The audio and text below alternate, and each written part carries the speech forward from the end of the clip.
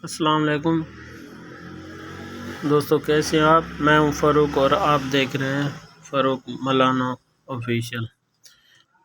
आज मैं तुहाडे नाल एक सरेकी गल करना पिया। सारे इलाके बहुत ज़्यादा एक वायरस आया वा जिसका नाम है लेपिस स्किन वायरस।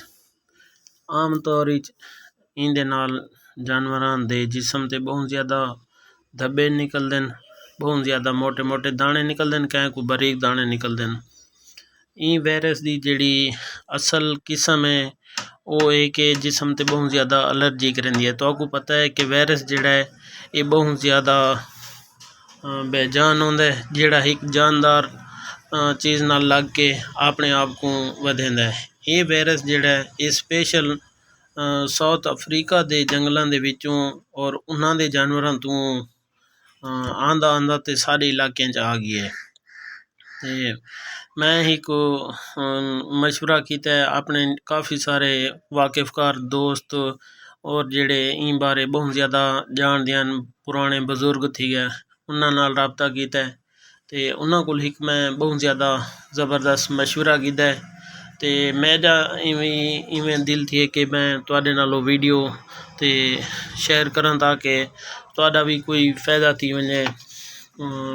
मकसद है कि जिमें ये जानवर बीमार थींदे ना इंदी एक खास किस्म है जिहदे नाल बहुत ज़्यादा मोटे दाने निकलते हैं तो कैं को बारीक निकलते हैं। जेडे बारीक निकलते हैं वो इतना खतरनाक नहीं, लेकिन जेडे मोटे ने बहुत ज़्यादा खतरनाक हैं। तो इनका जड़ा खास इलाज उन्होंने दसे कि उन्होंने आख्या बगैर पैसे तो ये तुसा देते पे सामने बकैन का दरख्त खड़ा दिया तो इंदे नाल भी ज़बरदस्त दरख्त खड़ा थिया सरीं दा।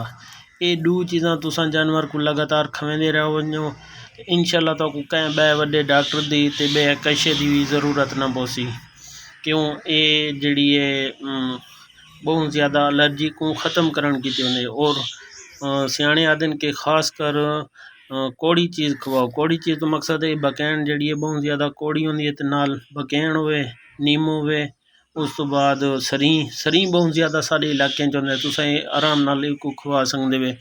इस तो ज़्यादा अगर तुसा कोई थोड़ा बड़ा बिया कम भी करना चाहते हो तो थोड़ा बड़ा धुआं लाओ उनके बाद भला थोड़े जियां उनदे विच कालियां मर्चां ते सौंफ उस तो बाद पनीर इन्हां सारियां दा एक मौल बना के पानी नाल उन्हां को पिलाओ जोरी ज़बरदस्ती। ते मैं जिन्हां लोकां नाल मशवरा कीता है या मैं खुद किया उन्होंने आख्या कि बकैन निम उस तो बाद बेर थी गई तो खास कर सरीं जेड़ा सरीं है सब तो ज़्यादा फायदेमंद है। मैं खुद अपने जानवरों के इस्तेमाल किया है, मैं को तक बहुत सारा उनके नाल फायदा थी। उनका मकसद है कि इन्हें बहुत ज़्यादा कौड़ होंदी है जी निम जड़ा है ना निम वो जानवर खा नहीं सकता, ये बहुत आसानी नाल खा सकता है। तो